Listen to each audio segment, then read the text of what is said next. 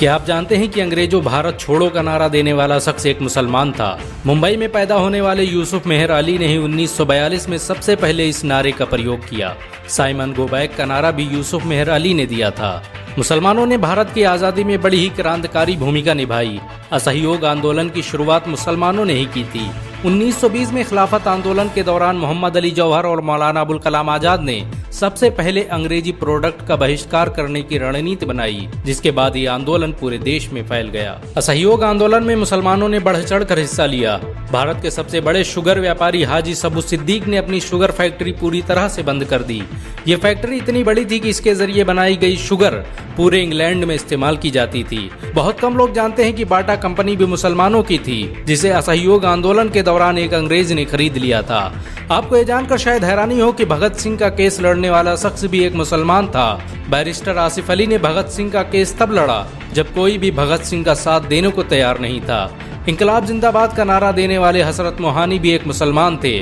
उन्होंने ही भारत की आज़ादी की रूपरेखा तैयार की थी। इतिहासकारों के मुताबिक 1857 में होने वाले विद्रोह में 50,000 उलमाओं को फांसी दी गई और लाखों मुसलमान सरेआम कत्ल कर दिए गए। 1857 में दिल्ली से लेकर कलकत्ता की रोड पर ऐसा कोई पेड़ नहीं था जिस पर मुस्लिम उलमाओं की लाशें न टंगी हो। मुसलमानों ने ही भारत की आज़ादी के लिए पहली जंग लड़ी। मैसूर के सुल्तान हैदर अली और उसके बेटी टीपू भारत की आज़ादी के लिए शहीद होने वाले पहले शासक थे। मशहूर क्रांतिकारी अशफाकुल्लाह खान सबसे कम उम्र में फांसी पाने वाले भारत के पहले व्यक्ति थे। बहुत कम लोग जानते हैं कि जय हिंद का नारा एक मुसलमान आबिद हसन सफानी ने दिया था। ये नारा आज भी भारतीय सेना और शासकीय प्रणाली में सम्मान स्वरूप इस्तेमाल किया जाता है। तिरंगे का निर्माण करने वाली सुरैया तैयब जी भी एक मुसलमान थी। उन्होंने ही भारत के राष्ट्रीय ध्वज को वर्तमान रूप दिया था। कानपुर में पैदा होने वाले अजीमुल्लाह खान ने ही मादरे वतन भारत की जय का नारा दिया था, जिसमें बाद में कुछ सांप्रदायिक लोगों ने माता शब्द को जोड़ दिया। आपको ये जानकर शायद हैरानी हो कि भारत का पहला राष्ट्रीय गीत अजीमुल्लाह खान ने ही लिखा था।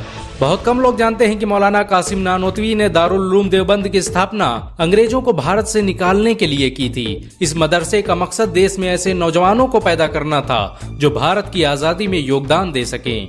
रेशमी रुमाल आंदोलन की शुरुआत करने वाले मौलाना महमूदुल हसन और मौलाना उबैदुल्ला सिंधी दारुल उलूम देवबंद के ही छात्र थे।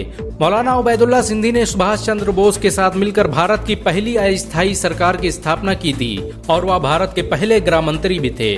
आपको ये जानकर शायद हैरानी हो कि मौलाना महमूदुल हसन ने ही 1920 में गांधी को महात्मा का लक़ब दिया था।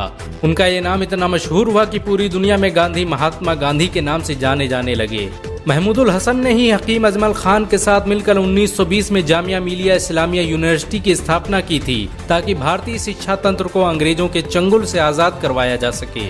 आपको ये जानकर शायद हैरानी हो कि काला पानी जैसी दर्दनाक सजाओं को पाने वाले 90% से अधिक लोग मुसलमान थे। अंडमान निकोबार में आज भी सबसे ज्यादा कब्रें मुसलमानों की हैं। मुसलमानों के अलावा दूसरे लोगों ने काला पानी से बचने के लिए न सिर्फ माफीनामे लिखे बल्कि अंग्रेजों की मुखबिरी भी की। मुसलमानों ने ही अंग्रेजों के खिलाफ सबसे पहले हथियार उठाए। 1772 में शाह अब्दुल अजीज ने अंग्रेजों के खिलाफ फतवा देते हुए ऐलान किया कि अंग्रेजों की गुलामी हराम है और हर मुसलमान पर फर्ज है कि वो अपने मुल्क और देश की आज़ादी के लिए खुद को कुर्बान कर दे। 1857 में होने वाले विद्रोह की प्लानिंग एक मुसलमान मौलवी अहमदुल्ला शाह ने की थी। वो भारत के अकेले इंसान थे जिन पर अंग्रेजों ने 50,000 रुपए का इनाम रखा था। यह रकम इतनी बड़ी थी कि राजा जगन्नाथ ने पैसों की लालच में आकर अहमदुल्ला शाह की मुखबिरी कर दी और अंग्रेजों ने उन्हें शहीद कर दिया। बहुत कम लोग जानते हैं कि 1857 में शहीद होने वाले 90% लोग मुसलमान थे। जालियांवाला बाग में जनरल डायर की गोलियों का निशाना बनने वाले अधिकतर लोग भी मुसलमान थे। भारत की आज़ादी का नेतृत्व करने वाले संगठन इंडियन नेशनल कांग्रेस के 9 से अधिक प्रेसिडेंट मुसलमान रहे। गांधी जी ने अफ्रीका में जहां वकालत की पढ़ाई की, वो कॉलेज भी एक भारतीय मुसलमान का था और वह जब भारत में आए तो उन्होंने आज़ादी के लिए अली ब्रदर्स के साथ काम करना शुरू किया, जो कि मुसलमान थे। बहुत कम लोग जानते हैं कि 1921 में केरल के मुसलमानों द्वारा अंग्रेजों के खिलाफ लड़ी गई जंग में 3,000 से अधिक मुसलमान शहीद हुए थे और 50,000 मुसलमानों के जेल में कैद कर दिया गया था। ये आंदोलन मोपला मुस्लिम आंदोलन के नाम से जाना जाता है। 1942 में शुरू हुए भारत छोड़ो आंदोलन की रूपरेखा मौलाना अबुल कलाम आजाद ने तैयार की थी। संविधान निर्माता डॉक्टर भीमराव अम्बेडकर को पहचान दिलाने में मुसलमानों का बड़ा योगदान रहा है। 1946 में जब भीमराव अंबेडकर दलित होने की वजह से इलेक्शन हार गए तो बंगाल मुस्लिम लीग ने उन्हें मुस्लिम इलाके से इलेक्शन लड़ने की दावत दी। इस तरह भीमराव अंबेडकर संविधान सभा का हिस्सा बन सके। अगर मुसलमान भीमराव अंबेडकर को इलेक्शन न जिताते तो उन्हें कभी भारत के संविधान को लिखने का मौका न मिलता। भारत की आजादी के लिए सबसे ज्यादा लेख, शायरी, गीत और किताबें मुसलमानों ने ही लिखी। अल्लामा इकबाल के जरिए लिखा गया सारे जहां से अच्छा आज पूरे भारत में गाया जाता है। आपको ये जानकर शायद हैरानी होगी कि देश के लिए शहीद होने वाला पहला पत्रकार मौलाना मीर बाकर एक मुसलमान था। भारत की आजादी के लिए मुस्लिम राजाओं और महाराजाओं ने अपने खजाने खोल दिए। कोलकाता के हाजी उस्मान सईद ने अपना सब कुछ भारत की आजादी के लिए कुर्बान कर दिया। हाजी उस्मान की अमीरी का अंदाजा इसी बात से लगाया जा सकता है कि 1920 तक कोलकाता में बनने वाला हर स्कूल और हर बड़ी बिल्डिंग उन्हीं की थी। कोलकाता के पहले सुपर स्टोर कैश बाजार की बुनियाद हाजी सईद ने ही रखी थी, लेकिन बाद में उन्होंने अपनी सारी दौलत देश को दान कर दी और खुद एक किराए के घर में रहने लगे।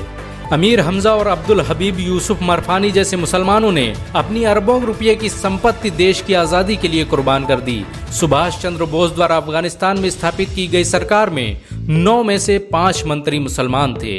भारत की आज़ादी के लिए देश भर में मौजूद मस्जिदों को किलों की तरह इस्तेमाल किया गया। इन मस्जिदों में सुबह शाम हर वक्त भारत की आज़ादी के लिए ऐलान हुआ करते थे। आज़ादी के वक्त कोई मस्जिद ऐसी नहीं थी जिसकी दीवारों पर मुसलमानों का खून न लगा हो। इन सब के अलावा ऐसे करोड़ों मुसलमान हैं जिन्होंने भारत की आज़ादी और उसकी अस्मिता के लिए अपना सब कुछ कुर्बान कर दिया। सच तो ये है कि भारत की आज़ादी मुसलमानों के बगैर मुमकिन न थी। भारत आज भी आज़ादी के लिए मुसलमानों का एहसानमंद है।